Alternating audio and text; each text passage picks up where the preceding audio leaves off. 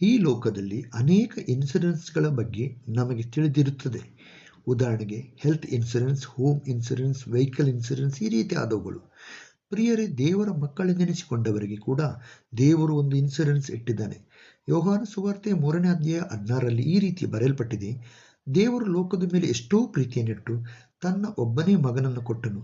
ಆತನನ್ನು ನಂಬುವ ಒಬ್ಬನಾದರೂ ನಾಶವಾಗದೆ ಎಲ್ಲರೂ ನಿತ್ಯ ಜೀವನ ಪಡೆಯಬೇಕೆಂದು ಆತನನ್ನು ಕೊಟ್ಟನು ಎಂದು ಬರೆದಿದೆ.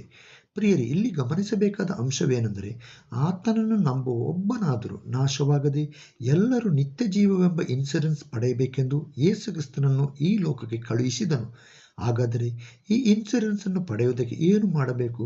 ನಾವು ಮಾನಸಾಂತರ ಹೊಂದಬೇಕು, ಯೇಸು ಕ್ರಿಸ್ತನನ್ನು ರಕ್ಷಕನಾಗಿ ಸ್ವೀಕರಿಸಬೇಕು, ತಂದೆ ಮಗ ಪವಿತ್ರಾತ್ಮನ ಹೆಸರಿನಲ್ಲಿ ದೀಕ್ಷಾ ಸ್ನಾನವನ್ನು ಹೊಂದಬೇಕು, ಪವಿತ್ರಾತ್ಮನ ಅಭಿಷೇಕದಿಂದ ತುಂಬಲ್ಪಡಬೇಕು. ನಂತರ ವಾಕ್ಯಕ್ಕನುಸಾರವಾಗಿ ಜೀವಿಸಿ ಪರಿಶುದ್ಧ ಜೀವಿತವನ್ನು ಮಾಡುವವರಿಗೆ ದೇವರು ನಿತ್ಯ ಜೀವವೆಂಬ ಇನ್ಶೂರೆನ್ಸ್ ನಮಗೆ ದಯಪಾಲಿಸುತ್ತಾನೆ.